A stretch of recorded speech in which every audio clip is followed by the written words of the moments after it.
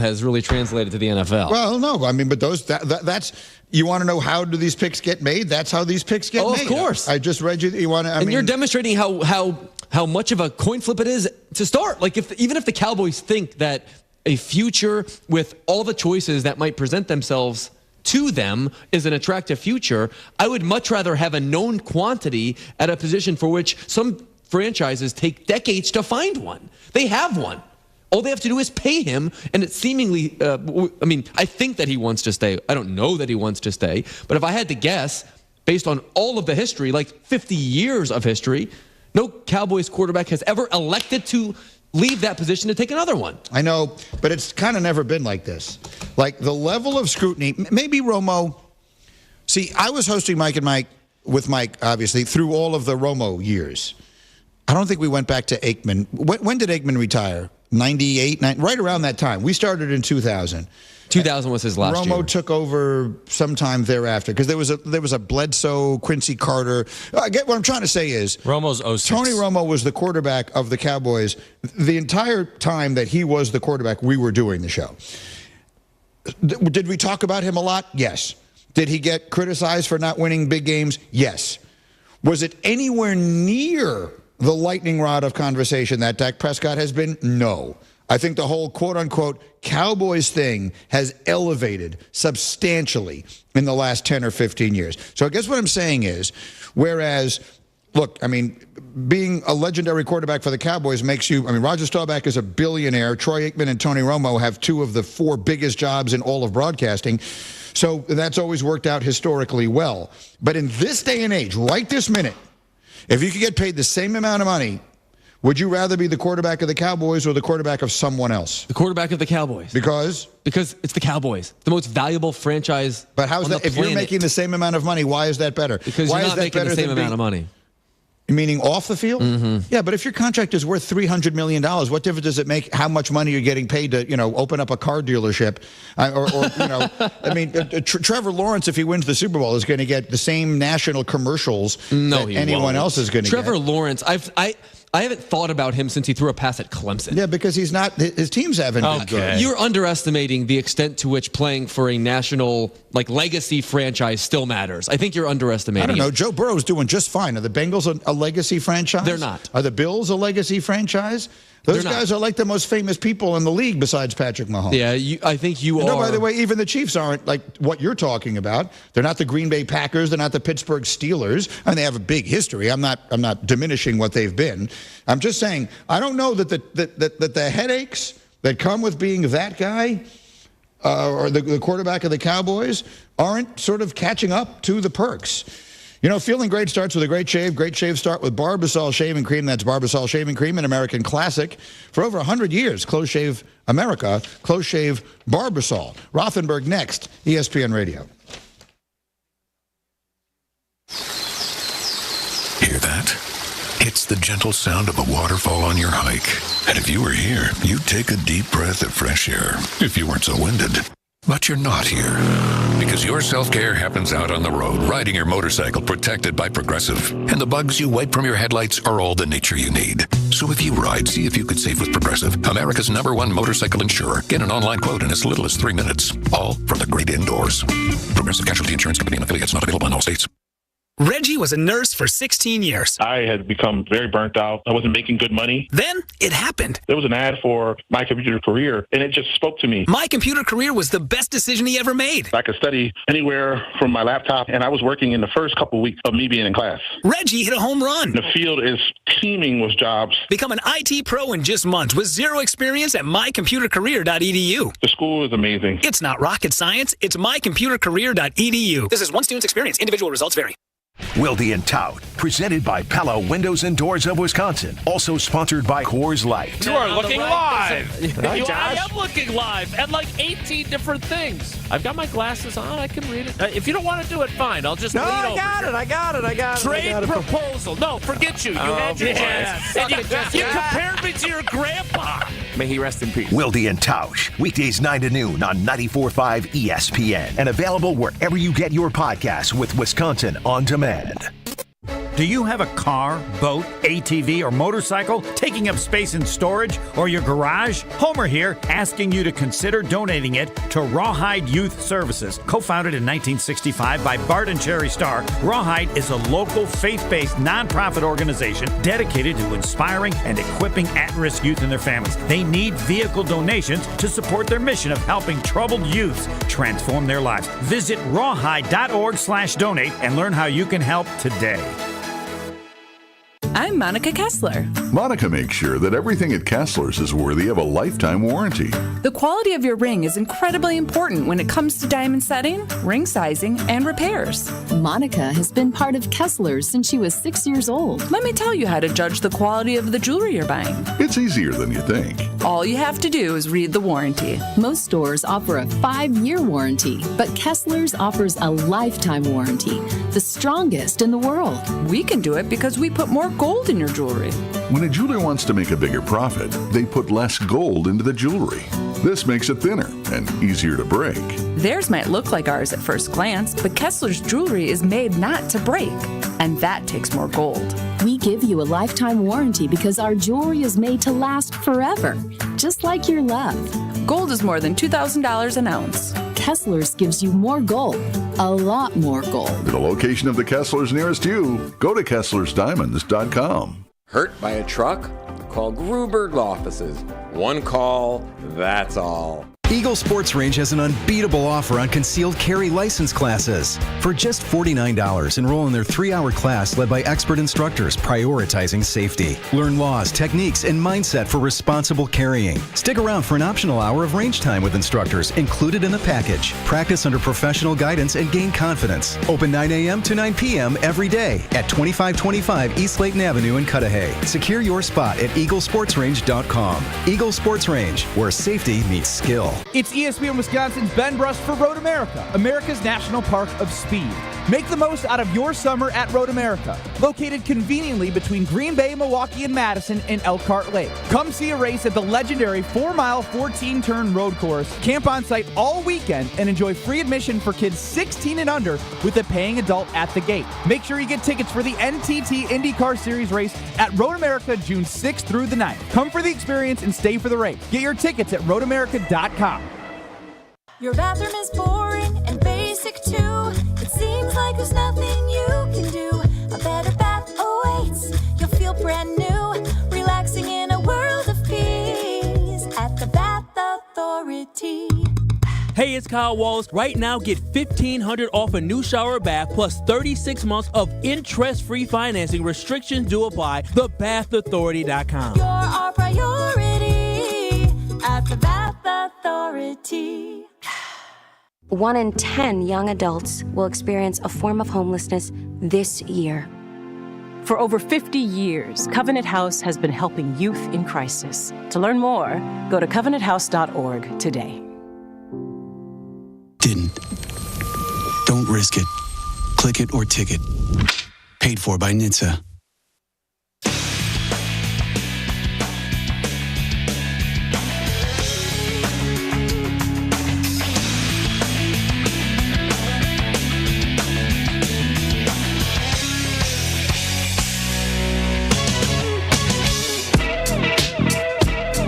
Presented by Progressive Insurance. Our friend Dave Rothenberg from New York will jump in here in 30 seconds. After this reminder that for the ones who get it done, Grainger offers high-quality supplies and solutions for every industry, as well as access to product specialists who have the knowledge and experience to answer your toughest questions. Plus, their commitment to being your safety partner can help you keep your facility safe and your people safer. Call, click Grainger.com, or just stop by. Down low. Score! Sam Reinhart! A power play goal! Wins it for Florida! We've been playing so solid hockey. That's the way playoffs go sometimes. It's nice to be on the right side of one again. The hockey has been unbelievable, and it continues tonight on ESPN. Excuse me, on ESPN Plus.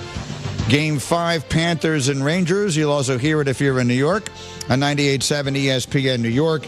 as these two teams, again, 3 consecutive overtime games. They'll snap a 2-2 tie tonight. Tickets are going for like $4,000 is what I heard Christine Lisi say a little bit earlier. And smack dab in the middle of all the conversation is our buddy Dave Rothenberg, who was about as passionate a fan of the New York Rangers as you will ever come across. And he jumps in here for a few minutes with us on ESPN Radio. Dave, long time. How have you been? I've been well. There's a lot of stress heading into this game tonight, but you know what? I was thinking about this morning, Greeny, and you know this is a passionate sports fan. Yeah. It like makes you feel alive. Like, you know, you go through the Giants season or a Jets season. It's like you're dead halfway through. It's just, all right, you know what? I'll watch because I'm obligated to watch. But to feel alive and to wake up this morning and realize the Rangers have, I mean, one of the biggest days in franchise history on tap. It's great. It's great to be a sports fan. Here's how I have always thought of it. You tell me this, because you and I have so many things in common. That my favorite part about playoff runs or big games or whatever it is that the teams that I root for have are all the time leading up to them. Football is great for this because when your team is in the playoffs, you have all week to prepare. I love that week. I love consuming every possible thing I can find. I love thinking about it. I love talking about it. It's exactly to your point. I feel alive in a different way. And then the game starts and it's agony. Totally agree. Excruciating Totally agree. Yeah. Could to the point that I'll be honest with you, and this might be frowned upon by some people, I don't even enjoy the game that much. No. Like like the Rangers took a 1-0 lead the other night. I'm like, just end the game. And like, I don't want to watch it. Just end it. And of course, they wound up losing. But yeah, I mean, the games, because you also recognize, because you and I are people, and all the people listening, you take this so seriously. You're so passionate about it. And I know this is a weird thing to say. It lasts forever. Like the Giants Super Bowls, they never go away. So I know these moments that are going to be a fleeting moment tonight or Saturday or Monday if it's a Game 7 are going to actually affect and make my thought process different as my life moves on in my later years. Yes, I'd love to find that out. My team has never had that, so I'm hoping to someday live to see that. I'm trying to do the math in my head, but I don't know how old you are. How old were you in 1994? I was 21. So okay. So you have seen 51. it. Yeah. Oh, I was there. I was there when they won. Okay, yeah, because I know. Like, I remember, because I grew up in New York as you did, and I'm a little older than you are. I mean, I remember how many people, that was the kind of thing you would see grown men crying in the street because it's something they had never seen. They hadn't won a cup in 54 years when they won their last one. So this drought of what is now 30 years is nothing comparatively speaking. I mean, I remember that vividly. I remember that spring so vividly because for those around the country, the Knicks and Rangers, who play in the same building, both made it to Game 7 of their respective finals that year. The Knicks wound up losing in Houston, and the Rangers wound up winning at home. And that so you're right. That is, those memories are the kind of thing that you take with you forever. And you know, after they lose, and I'm not trying to tell you your team is going to lose or try and soften the blow if it happens, because when they lose, it's excruciating. But I still do look back on the runs with fondness. Like I do, to the point that you're making, I look back on it and think, God, that was fun. Like it was just fun to care about it. It was so much fun to be thinking about it and talking about it all the time. At some point, the agony fades away. The game itself is excruciating. I don't apologize for saying it's not fun. Right. I don't find it fun at all. There is nothing in the world less fun. But at the pain of the loss, when things go this well, the ability to share it with your family, with your kids, with whoever it is you share it with, that stuff does linger even after losses. Well, sometimes. And also it depends. You've never seen the Jets win the whole thing, right? So if they were to go to a Super Bowl and lose, and I'm not wishing that on you or for you, but you might feel differently. Like, I've seen the Giants win 4. So Super Bowl 35, where I went to that game, it was awful. It was one of the worst days of my entire life. That was the one that was the loss to the Ravens, and it was one of the worst days of my entire life. So I think it depends on the success you've seen from your team. Like I'm sure Yankee fans back in 2004 aren't like, that was great to make the American League Championship Series and go all the distance to go to 7. So I think it depends on your team. But Rangers have had a lot of success, and you know, they were in this same situation 2 years ago in the Stanley Cup final in 2015 and the Eastern Conference final before that. So we've been to the not the top of the mountain, close to the top of the mountain. Now I want to get up to the top. to the You've very approached the precipice. Yes. Dave Rothenberg from New York. For those around the country who are just casual hockey fans, because we don't do a ton of hockey on this show, should they win? Should the Rangers, should they win tonight? Forget tonight. Should they win this series? Should they win the Stanley Cup this year? All right, so I will say that should they win, I've come to this kind of realization, and it's painful for me to say, I think Florida's the better team. Now, that doesn't mean that they can't win. I think the Rangers have the better goaltender. I think from top to bottom, Florida's better, and Florida's stars are playing better. Granted, it's so bizarre, like Chris Kreider, Artemi Panarin, Mika Zibanejad, they're not playing well. And it really doesn't make all that much sense other than the fact that Florida plays this physical, intense brand of hockey that maybe it's a bit much for those guys. But should they win? I'm not going to sit here and tell you they should win. I think they're going to, but it's razor thin. Now, I will tell you this. If they can get by this series, and Rick DiPietro, who's my co-host on 98.7 in New York, says all the time, Dallas is a bear, be careful, they're so good. Mm-hmm. They are.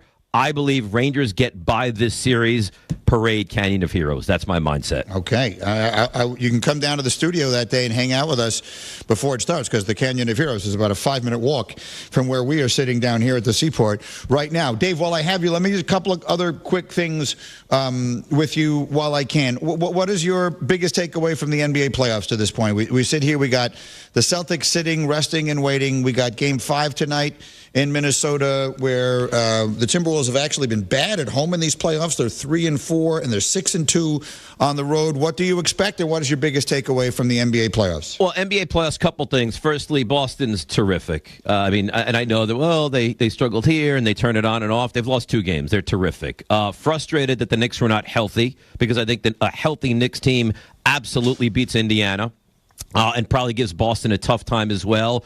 Minnesota's excellent. Excellent team. I think maybe they're just at the start of what's going to be like an Oklahoma City. Like they went around further, but a team that's going to be good for a very, very long time. Luka Doncic is a superb, wonderful player to watch. And I almost feel sad in some bizarre way that Kyrie Irving is such an immense, amazing talent. And there are times when he doesn't let that kind of ring true, and you get some of the nonsense with him, because you watch grade A prime level Kyrie, and it's special is what it is. And doing it with Luka, the two of those guys are special. But you expect Boston to win regardless of who they get? Yes, I think so. I just think that they're too good. They're on a mission. They've gotten close. They got close again, and I think they get over the hump. But I think Boston, and the storylines are great. Like Kyrie going back potentially if they win that series to Boston, I think it writes itself. It'll be a great scene, very exciting. But in the end, yeah, I think this is Boston's year. One more for you, Dave Rothenberg again tonight. Rangers and Panthers Game 5. It's on ESPN TV. It's on ESPN Plus, and locally in New York, it's on 98.7 ESPN Radio. Today is the day that ESPN's analytics department put out all of their football projections, over-unders, all that kind of stuff. The Giants not projected very high. They actually have the second lowest win total of any team in the NFC. The projection is that only the Panthers are worse. Do you hold out any significant hope for the Giants this year? So I didn't see the number. Do you know what the number is on the Giants? 6.5 is about the number. 6.7, yeah. Yeah, I mean, I would hope higher than that. Yeah, do I think they could be a 7-win team, an 8-win team? Yeah, I think that's within reason. Do I think they could compete for a playoff spot? I don't know. I mean, here's the thing. They went into the draft, we talked about it for months, that they need a quarterback, and they get the quarterback. Yeah, so it's so perplexing. They wanted it, and I get they wanted May.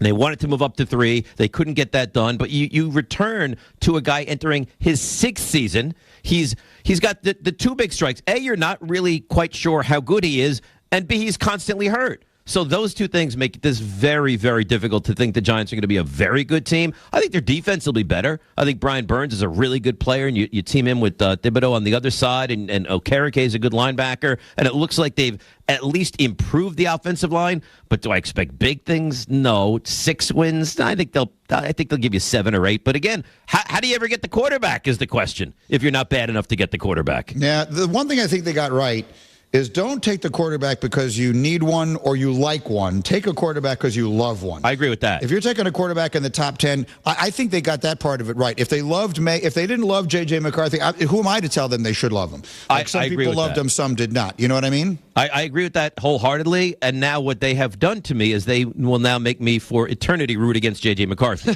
Because if he turns into a big-time quarterback, then my life will never be the same.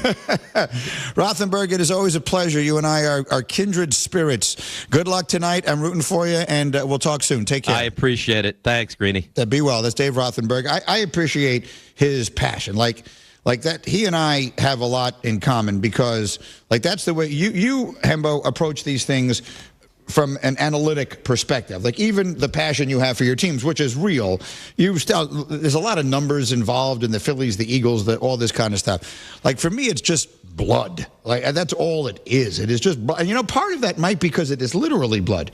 Like, your family is not sports fans, right? Your father, came to this country. He doesn't know a lot about sports. He didn't grow up living and dying with the Eagles. So you kind of stumbled upon all this. Stumbled is the wrong word. You came upon this all by yourself. Self-taught sports fan, you might say. See, for me, it is my family. It's literally my blood. This was the bond that we had. The one thing that we all, in my household growing up, there were 4 of us, this was what we had. We talked about sports, as I always say. It was the currency of every conversation of my childhood. So that's probably part of the difference as well. Anyway, I wanted to take another minute here because I want to give Bubba the spotlight here. And let's let him have his moment because we got an interesting little scenario for Bubba here that we will bring up. I don't know that we can call it anything. Let's just want you to know. I need you to listen carefully.